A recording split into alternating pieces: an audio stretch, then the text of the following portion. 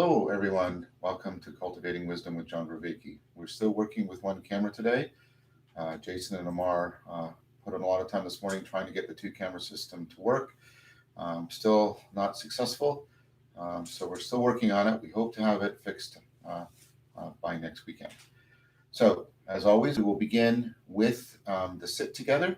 We will begin with a chant, then we'll move into the silent sit. And we'll come out of it. Perhaps you'll recite the 5 promises to yourself. Then Jason will move the camera. We'll move to the whiteboard. We'll continue with the Wisdom of Hypatia, more on Stoicism, and then we'll come back to this position and answer questions you might have. So it's wonderful to be here, and you guys have the view from above, which is excellent. So please get yourself into position. Set your phones on Do Not Disturb. We will begin together. We'll begin with chanting when I say begin. Begin.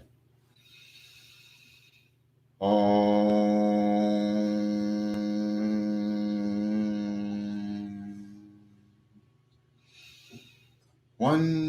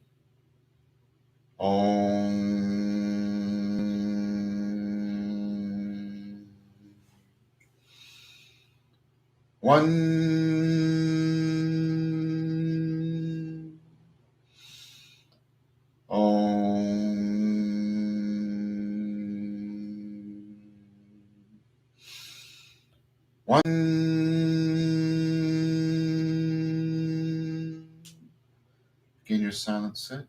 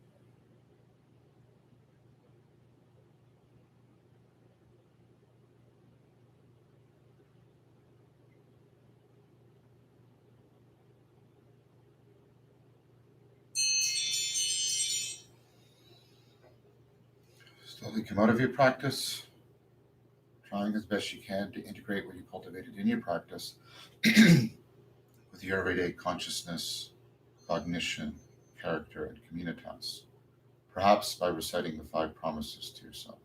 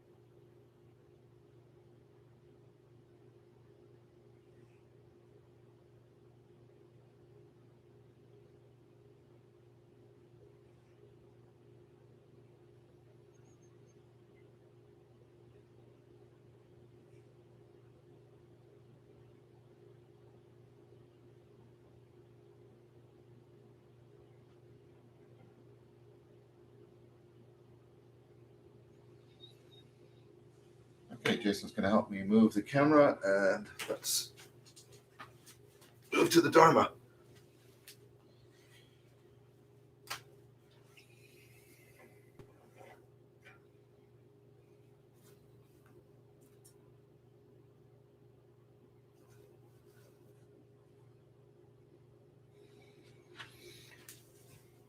So we're on the second degree of wisdom in the Western tradition, the wisdom of Hypatia.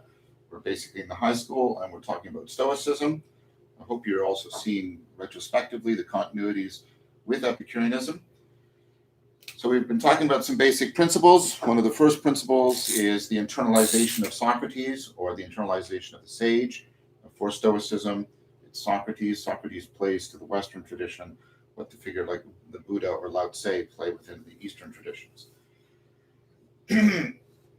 We're internalizing the sage in order to transform our inner dialogue. Remember Antisthenes, I learned to converse with myself. I learned dialogos. I replace inner babble, inner monkey mind with inner Socratic dialogue. And imagine what that would be like if that became our normal way of being. And then and we talked about the process of internalization as a perspectival process. We talked about Vygotsky, and we did last time the view from above as a way of trying to enact that third person sage-like perspective and then practice internalizing it into our own perspective to give us the highest order metacognitive, meta-perspectival ability to reconfigure what we find salient and relevant in a way so that we are constantly tempted by our salience landscaping to what is good, what is the good life. And that leads us, of course, to the idea of aspiration, that we are aspiring to become wise. And this is a participatory knowing. This is where we're actually knowing by living it, by loving it, by being bound to it, coupled to it, so that our identity is being transformed as our way of knowing it. And this, of course, is the only way you know virtue. You only know honesty by becoming more and more honest. And you can only know honesty if you already have some honesty to some degree. And so the idea here is what we're trying to do in becoming wise is we're aspiring to that which is always good, because the Stoics ask the question, what is always good? And what is always good is wisdom. And then it's talked about an idea of wisdom as deeply connected to the virtue. Virtue is basically the beauty of wisdom. Virtue is how you appropriately discern what is most relevant and important in this situation in a way that most reliably affords you moving towards the good life. And so there's deep connections, and this is very intrinsic to Stoicism, between wisdom and rationality, where rationality doesn't just mean what we now think of it as sort of formal logic, being more logical, avoiding inconsistency. Logic, that's why I often use the term for this, the Stoic psychologic. It has much more to do with comprehensively overcoming self-deception. So what we're actually after is a kind of self-transcending rationality, a rationality that affords us to become more rational, because, and this is the, of course, you'll see where this will end up. This will end up in the Platonic ascent out of the cave, the idea that as I become less self-deceived, I come to realize the real patterns that thereby help me to become less self-deceived, and so on and so forth. So when we're talking about wisdom, we're talking about that we get better at judging what is real. So for the Stoics, the core of rationality is not argumentation, it's judgment. It has to do with our ability to judge what is real, our ability to desire what is good, and our ability to move towards, to orient, to identify with that which is most in our control. And what's most in our control, of course, is the capacity by which we make meaning. So the training of rationality. So before I get into this, and we're going to learn for today the Dharma, I want to address a series of questions that came up last time in connection with the term I used. I made a distinction. It's a distinction that the Stoics make between emotion, which is to be in motion, by the way, to move out, emote, right? And passion, and they compared this to walking down a hill, and this is running down a hill where you lose control. And then some of you, for example, I think Mark made a very, very well-written comment about it. Exists because he says, but aren't most things, done with passion? That things people don't acquire, don't achieve great things. They didn't meant to say acquire. Achieve great things unless there's passion. So what the problem we're facing with that is we're facing anachronistic equivocation, where equivocation is two different meanings of the same term, and anachronism is to not pay attention to historical context. So let's pay attention first of all go back in the history of this word, and it's deeply related to this word, passive. Passion is the opposite of action. When you're passive, you're not engaging, you're not acting. The Stoic term that's being used here is pathe. It's where we get our term pathetic from.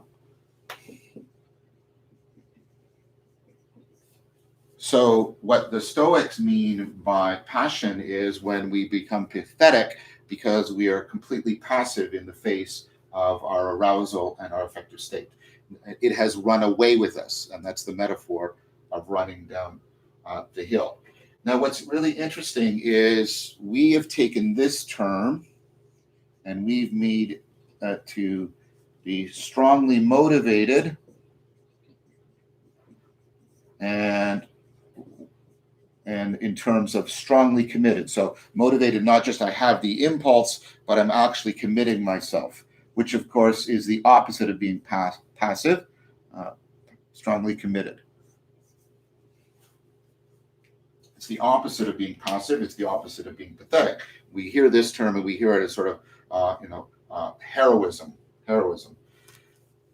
Now, what the Stoics would say to that idea of how that term has gotten so far away from its original meaning, like the meaning of the word Stoic, like the meaning of the word cynic, is that it reflects a kind of confusion that, and this is what modern Stoics say, that's prevalent in our culture, where we tend to confuse, and we've talked about this before when we talked about the Epicureans, we tend to confuse intensity with commitment. That the only thing that makes us committed to things is the experience of intense feeling. And what the Stoics would say to that is, no, what you actually need for commitment is, because feelings are actually not long-standing, and feelings vacillate, and feelings contradict themselves. One moment you're feeling, and then the next moment you're feeling this, and feelings don't last. What they say is, they would ask you, what actually keeps people in long-term commitment? Very good question. I mean, this is a question. So let's compare the intensity of infatuation with the commitment of love. If you were to try and keep committed to your partner through always, trying to rely on the intensity of infatuation, and of course people do this, we call them infatuation junkies, and that picks up on something that Mark was saying. He was trying to think about this more in terms of addiction. But if the infatuation junkie is somebody who, once the infatuation fades, as it inevitably does, because that is the nature of feeling, the relationship ends.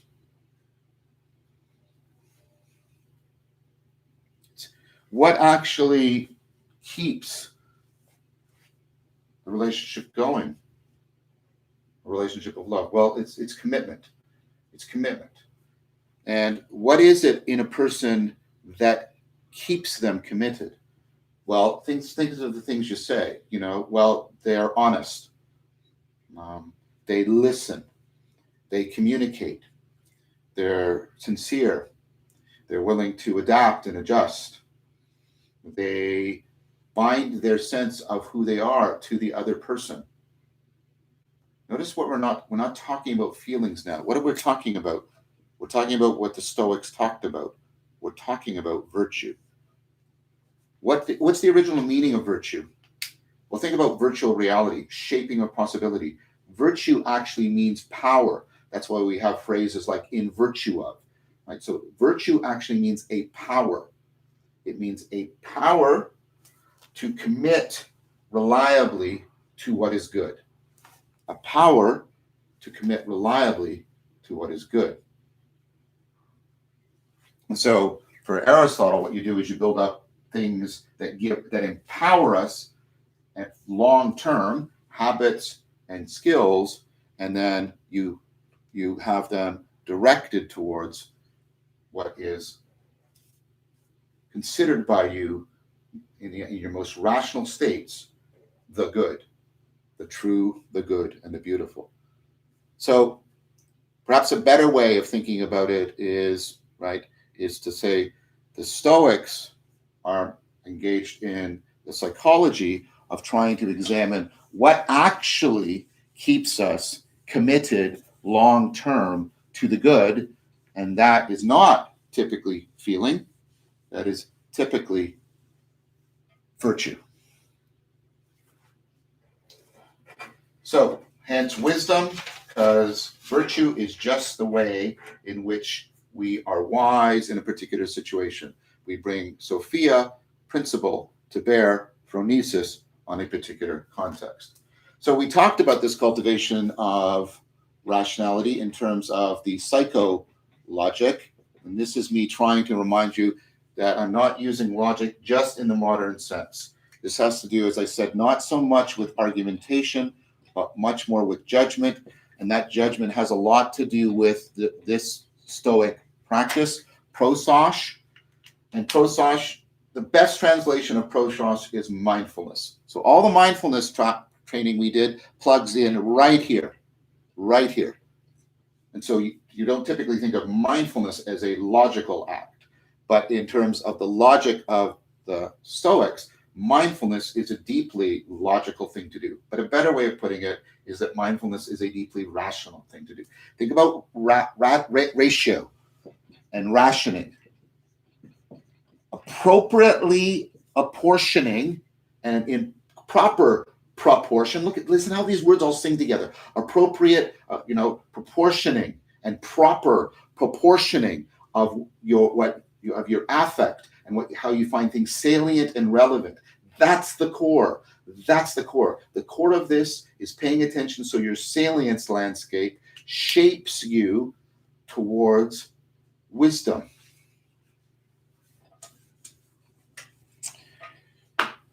So there's a triangle here, and then there is ethics, which doesn't mean what we've reduced it to, which is following Kant, a very legal notion of what's our duties and what are the rules that we have a duty towards. For the Stoics, this is again much more psychological. It's about how we deal with impulse. We'll talk about that today. And then over here, we have physics. And physics it's not the same as modern physics. What we're doing here is learning to discipline desire. So this is learning to see things as they are, independent from the projections of our desire. Now, of course, modern physics tries to do that too. It tries to get us to see things objectively, see the thing in terms of just the properties that belong to the object, not things that we project on it in terms of our values or our desires or our hopes. And so that's the connection. Here we're trying to see things independent of our projections. We're trying to withdraw our projections. Here we're trying to deal with that aspect of ourself that is not in our control, the impulsive aspect. Okay.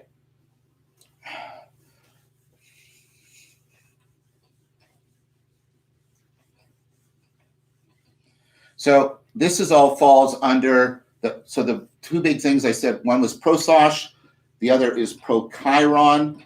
So prochiron is to practice so that things become ready to hand, right? So again, the training of habit and skill and attention so things are ready to hand. They come naturally to mind in the situation in which they are needed.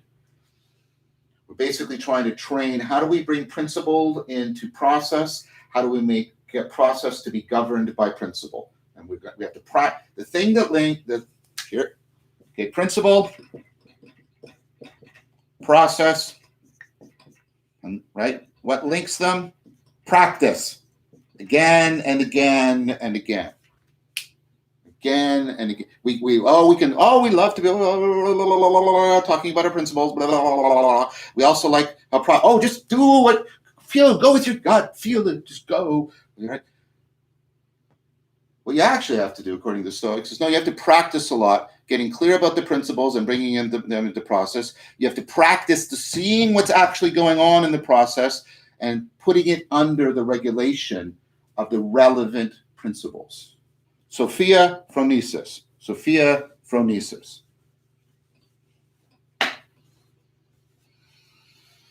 So the two books that we're most relying on right now, as you know, there's this book, the one we're going through, The Wisdom of Hypatia.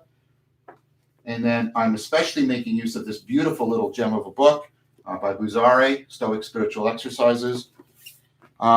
Both books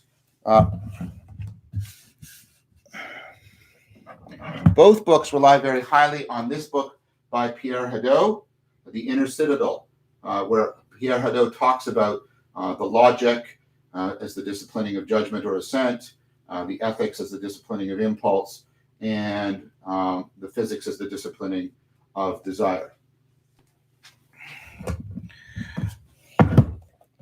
Okay.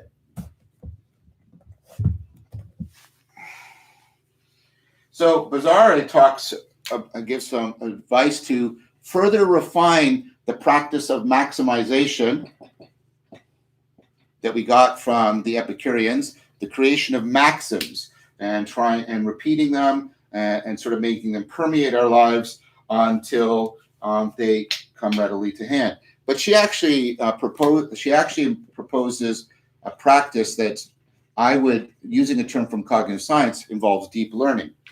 So what she proposes you do is you read many different. So many different instances of the principle.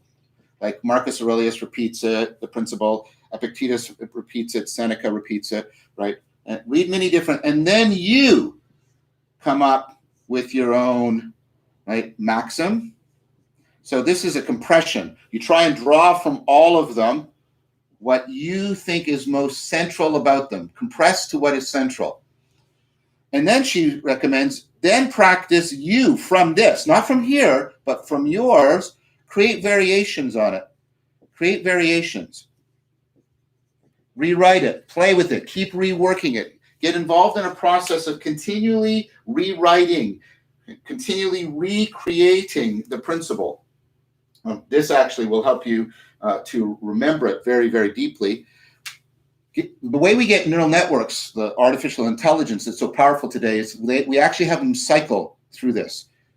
They take the data and they compress it, and then they do variation on it. They interact with the world, then they compress it, and they just keep cycling. And that's how you come to learn something very, very deeply. So what she's proposing, this is my interpretation, this is my way of bringing some cog-sci into it, is she's proposing that don't just write the maximizations, put them through a process of continual deep learning. Keep reading and compressing and then creating variations and then recompress from there and keep refining it and recreating it. By the way, this is the process that makes you learn something, hence the name, learn something very deeply and make it very ready to hand and actually internalize it so it starts to become the very process by which you're seeing the world. It becomes the lens through which you see the world. Okay. So you can put that, of course, into relationship to what a practice we've already talked about, the self-examination at the end of the day when you're journaling. You could also, in addition to looking for your commission, right, the vice you might have committed, a virtue you might have omitted, commission, omission, the bias, remember active open-mindedness, and also the virtue. You might also want to practice the deep learning of maximization, the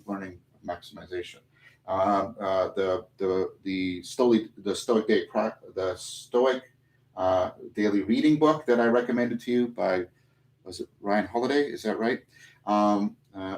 So you can read it every day, and he has a quote from one of the Stoic philosophers, and then some exegesis on it, and then you can go and look at similar ones, and you'll find the same practice, the same principles are being repeated again and again and again. That's not because of kind of just a rote repetition. They're trying to do that process. You can see it in Marcus Aurelius' meditation of deep learning of maximization. Okay, let's turn now to the core of the psychologic. What's the core of the psychologic? The core of the psychologic is a practice that Vervaeke calls hypatia, which means to bracket or to suspend. Another way of thinking about it is to defuse and pull apart things that are fused together in your experience, to reduce confusion that way. So the things that get fused all together and are treated as one is there's a thing, something in the world, and then we get what the Stoics call an impression from it. This is something over which, this is the part of the experience over which we do not exercise. Like there's colors and there's shapes, and they're just right. This is what's happening automatically in the sense of it's that part of your perceptual system that is most causally impacted by the world, and not right the part that's affected most directly by your judgment. So you get your initial impression, and then you get, and there's various ways of talking about this. You do aspectualization, or you do categorization. You do conceptualization. These are all slightly different ways of saying the same thing, slightly different conceptualization.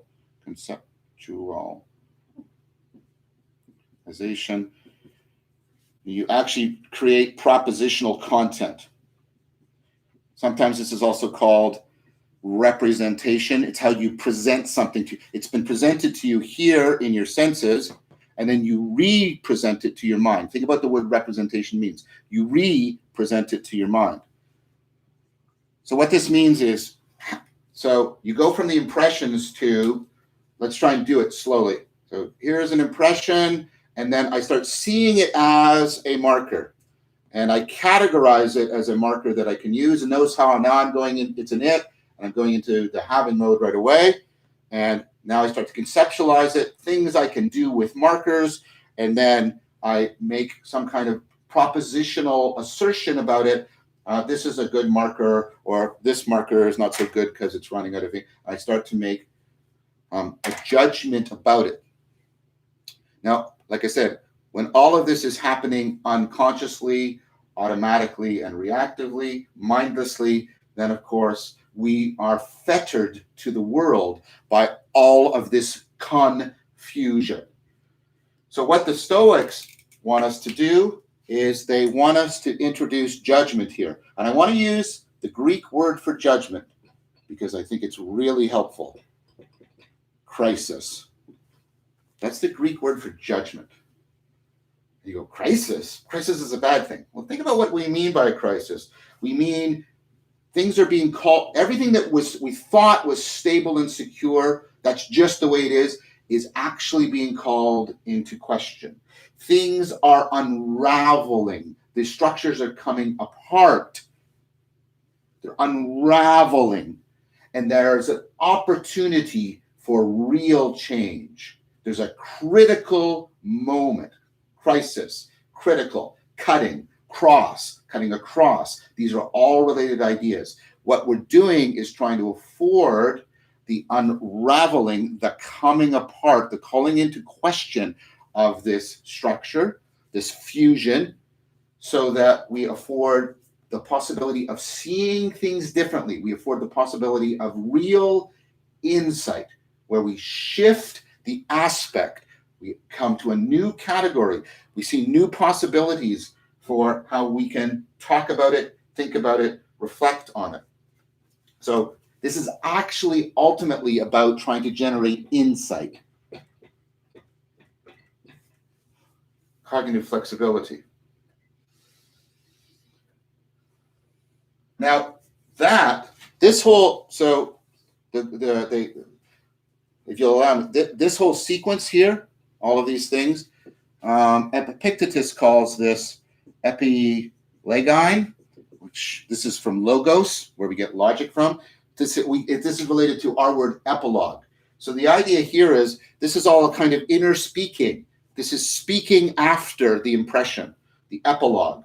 And what we want to do is we want to replace this automatic epilogue with critical dialogue. We want to replace the automatic epilogue with critical dialogue. We want to pull it apart. We want to defuse it. So one way you can think about this is Ellen Langer in her work on mindfulness talks about replacing absolute learning with conditional, and she has experimental evidence that this really improves people's problem-solving ability. So if I were to teach you something absolutely, it would be, this is what it is. This is X. When I teach it conditionally, I teach it to you one way of thinking about this as X. So I keep separate in how I'm teaching it to you all of this from the thing. I don't fuse them together and say, this is X. What I do is say, one way of thinking about this is X. I replace epilogic confusion and monologic reaction with critical dialogical reflection. So I'm getting close to how do you do this? What's a way of doing this? And so all three authors talk about this. Pierre Hadot in a practice called objective seeing. McClellan in The Wisdom of Hypatia calls it neutral description. Bozare calls it physical definition. You can tell that they're all trying to zero in on something. And this has to go back to this notion of hypatia, which is suspending judgment. By the way, and this is a valuable and hopefully useful connection. This is a central practice within the philosophical tradition known as phenomenology, where you try to, phenomena, how things are shining, how they're appearing to us, and you try to get a very rigorous awareness of how things are appearing to you. And Husserl, who invented it, actually invented this process called hypatia. And if you want to get good at that, there's an excellent, really highly recommended book called Experimental Phenomenology by Diane Eide, where he takes you through a whole bunch of exercises.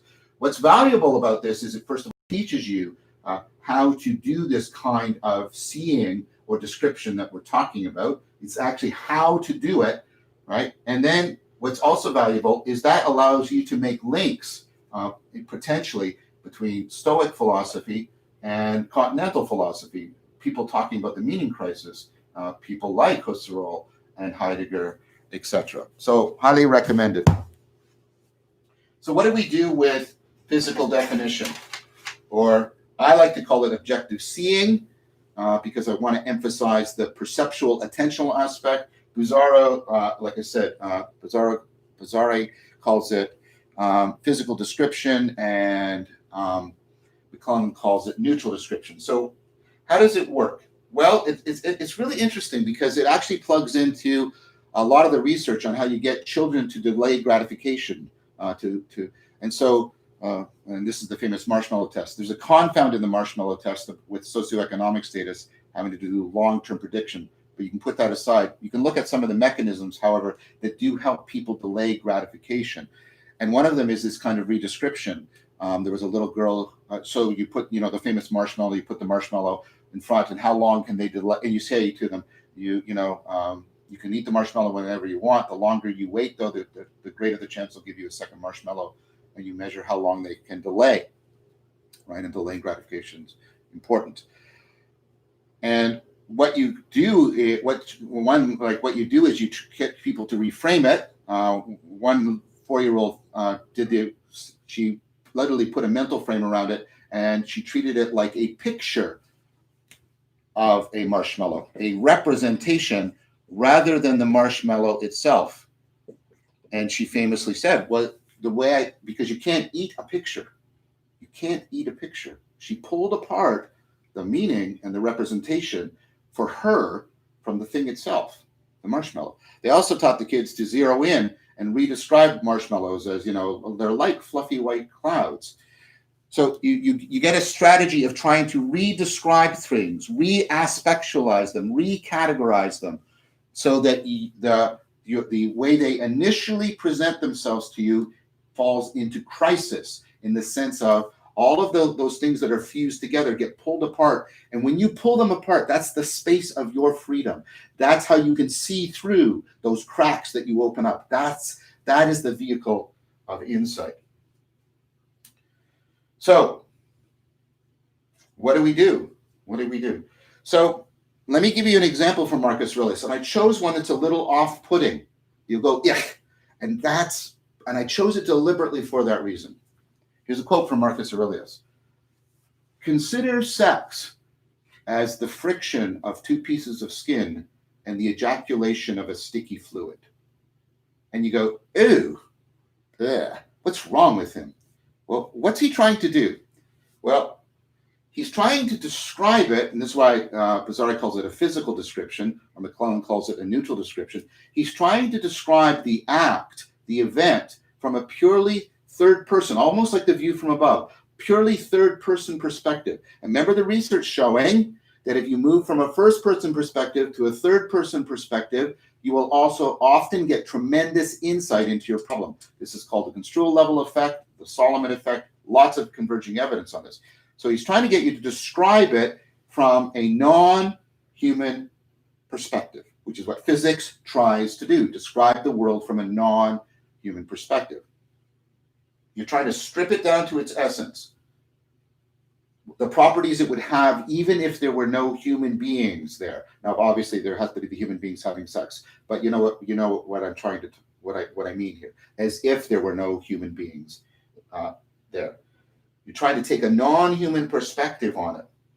You're trying to look at the whole, to break it, analyze it into its whole and parts. What it's made of, what are the substances and the forces at work within it.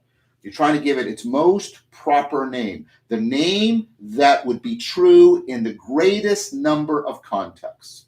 That description that Marcus Aurelius made will be the case no matter what kind of sex is happening, from the most horrible to the most loving. And you go, okay, I get it. Why am I doing that? Because that is the practice by which you train judgment, by which you withdraw projection. Because when you do that, when you're doing the what you're doing is you're realizing that all of the beauty has to do with what you're projecting into the situation. And what that tells you is that maybe it's not the sex that is so valuable, the sex per se, but all of that machinery by which meaning is being made. But maybe that, in fact, maybe that machinery could happen more consciously, more mindfully. And this, of course, is central to the whole tradition of tantric sex, in which you realize, wait, what's important isn't the physical act, right? What's important is all of this that's built around it. And I go from an absolute confused meaning to a conditional, insightful meaning of the event. And in that space, metanoia, the changing of mind, metanoia, the word we use for conversion, shifting direction, metanoia, actually means to beyond how you're noticing, a fundamental transcendence of your salience landscaping. In that space of metanoia, that's the space in which I can turn towards the good. I can aspire to wisdom and virtue. So you can do objective seeing, neutral description, physical description throughout your day. You can actually also do it as, at the end of a seated practice. You can open your eyes and look at an object that you have a strong relationship to. Now, sometimes some Stoics recommend start with objects that are actually you're almost neutral towards, because it's easier to give a neutral description of them. And then go by degrees, like progressive desensitization, to redescribing things that are less neutral to you, but in an increasingly, like you'll sense it as an increasingly more neutral fashion. And by that progressive movement, you will learn to be more critical in your judgment, and you'll be thereby training your psychologic. So what we're going to continue to do is we're going to take a look at each one of these, right? The logic, the physics, and the ethics, and look about the particular spiritual exercises you can do for each one of these as a way of training your rationality, cultivating virtue, and aspiring to wisdom. Okay, so I'm going to go back onto the cushion now so I can see the questions and take any questions that people might have about today's Dharma, or about last time with the view from above, or anything from the Wisdom of Hypatia, or in fact anything from the entire Meditation and Cultivation of Wisdom series.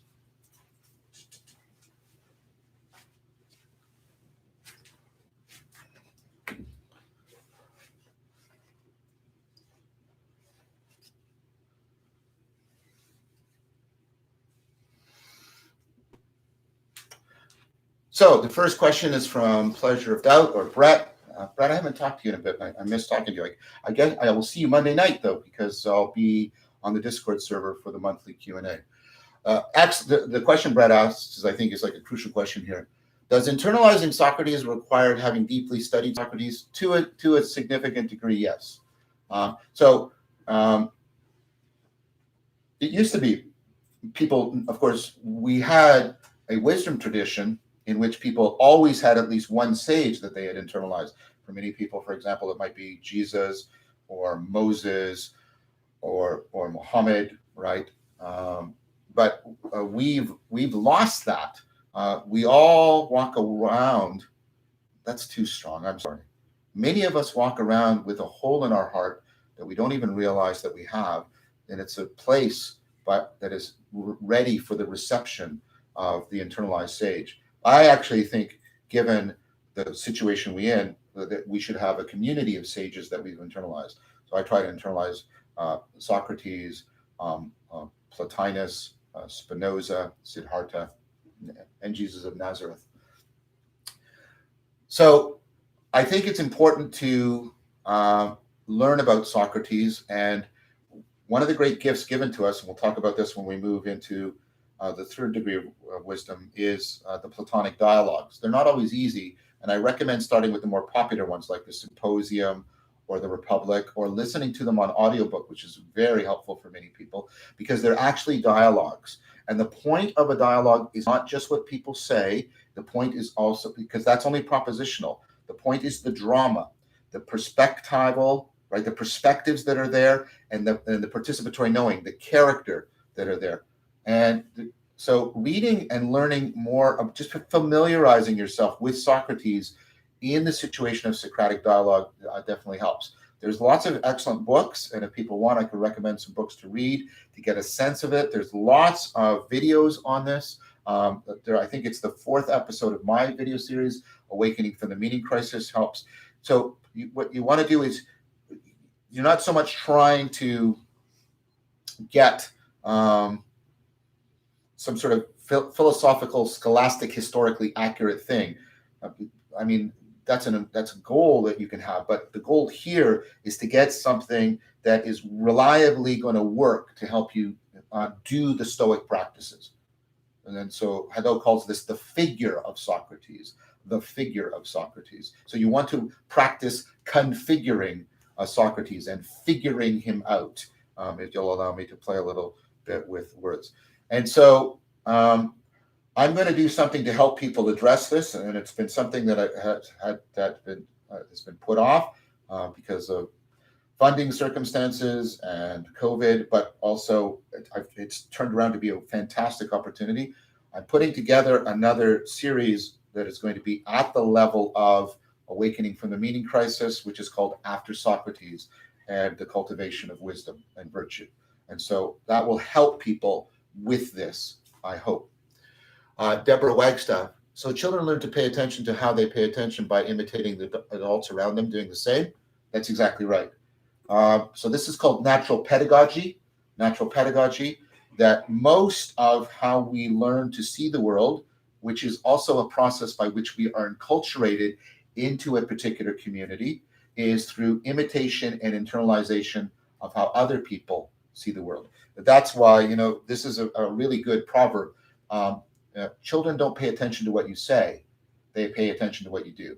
You can say the most beautiful things, but it's actually what you do that really matters. That's why we even have this phrase. It's a really good phrase. Indeed. Think about what the word means. If you say that is the case, indeed, we mean in action. In action is where it really happens. So, Deborah Wagstaff, I was slowly coming back. I reached out to touch Saturn as I passed, suddenly realizing I was massive, expanded to hold Saturn if I wished, focusing on maintaining, expansion, and filling my body. So I believe that Deborah is talking there about last week, and she was talking about the view from above. And yeah, so your sense of self and your identity will become like wisdom-filled water, or even wonder-filled. I was going to say wonderful, but this is better. Wonder-filled water. You'll feel your identity moving around in the state of wonder, because wonder is exactly the state in which we are calling ourselves and how we see things into question. And so you get that wonder-filled, watery sense of self. It flows, it expands, it shifts, it moves. And what that does is challenge, again, the automaticity by which we assume and assign identities. So thank you for that. Manuel Post. Great to see you, Manuel. The lesson is focused on the depersonalization of things. I'm wondering if there is a set of practices that does the opposite. So it's not so much, it's depersonalizing, not for its own sake. It's crisis. So the point is to introduce enough depersonalization so that you don't have absolute learning. You still have conditional learning. You're not going to stop seeing persons as persons, because in fact, that's a proper name for this particular kind of individual. So what you might be saying is, well, I will see things a lot less anthropomorphically. And so within Stoicism, Manuel, you're not going to see something that counterbalances that.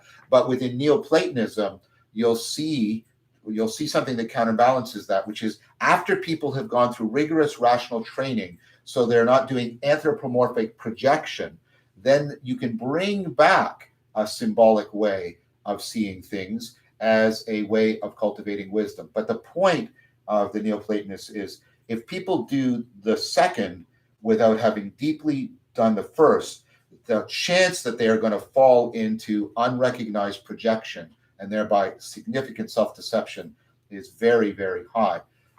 And so that's why it's a lot of these wisdom traditions converge and even in the Buddha, and remember the famous quote from the Buddha, this is how you'll know somebody is not my disciple, if they offer to perform a miracle, right? So the idea of, magical projection is always called very deeply into question by all these traditions, because of the proclivity for self-deceptive projection within it. So in answer to your question, not so much within Stoicism, not so much within high school, but once you've done the high school, you move into university, Neoplatonism, and Neoplatonism has theurgic practices that do exactly what you're asking me about, but they do it on the understanding that you have passed through elementary school and high school. So I hope that answers your question.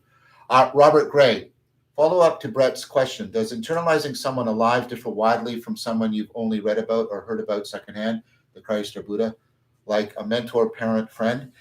So I think I've met people whose sage is someone living and they've internalized. The difficulty there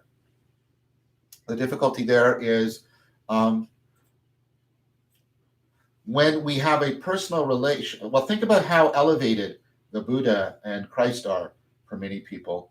And if you project that elevated status onto a human being, the Buddha and Christ have passed into mythos. And I don't mean that in a pejorative sense. And that, again, alludes to what Manuel was talking about. They've passed into mythos. And so it is not unbearable for them to have that kind of elevated status. But treating a living human being with that elevated expectation can be very crushing and demanding on them. And they can suffer the fate of Icarus under our hands. There's a famous song by David Bowie, Ziggy Stardust, about how the fans actually destroyed Ziggy because they elevated him into a leper messiah. Yes, you can, but you have to remember to counterbalance that with not dehumanizing the person. We forget that there are two ways of dehumanizing somebody. And this was something that Conrad's literature is so good on. We can dehumanize people by, treating them, by demonizing them, right? And that's something we're very concerned with, rightly so, by the way, in our culture right now. But what we don't pay enough attention, critical crisis attention to, is how you can depersonalize somebody by deifying them. And that's just as disastrous. That's the problem of Colonel Kurtz, right, in The Heart of Darkness. So if you can have a stereoscopic vision of the living person, if you can, through one eye, see them mythologically as the sage, but through the other eye, see them in a way that maintains their humanity, that is the golden mean between demonizing them and deifying them, then a living person can be internalized as a sage. Griswold Grimm, how much difference between an internalized Socrates and Socrates' daemon? So that's a really good question. And the Stoics talk about that inner part of themselves as the ruling faculty. They sometimes talked about it as the internal sage. They often called it their daemon. And what Griswold is referring to is that Socrates daemon isn't the same thing as demon. Demon is another thing in which we've degraded a term to give it exactly the opposite meaning. Daemon was the voice from a higher order perspective than your own ego perspective identity. When you get, for the equivalent in the Eastern tradition is the Buddha within. The Buddha within. That's your daemon. Peter Lindbergh talks about how his daemon leads us. Right? It's your sacred second self, your divine double. It's the voice of the third person perspective that is calling you, vocation, calling you to the good, calling you to wisdom. And Socrates had such a voice. It would when he was about to do something wrong, and it's not just conscience, that's trivialized. When he was about to do something wrong, it would impact on him, and he would be turned, metanoia, away from that. And so I think for the Stoics, and especially for modern Stoics like Peter Lindbergh, internalizing Socrates and cultivating a Socratic daemon, something that emulates and imitates Socrates' daemon, they're one and the same process. They're two different ways of talking about the same thing.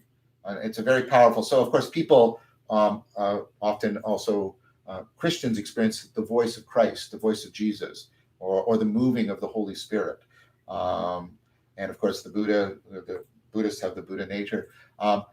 Interesting, in Taoism, it's much more impersonal, but you feel the Tao, and you feel that often as qi or qi, redirecting what you find salient and the identities you're assuming and assigning.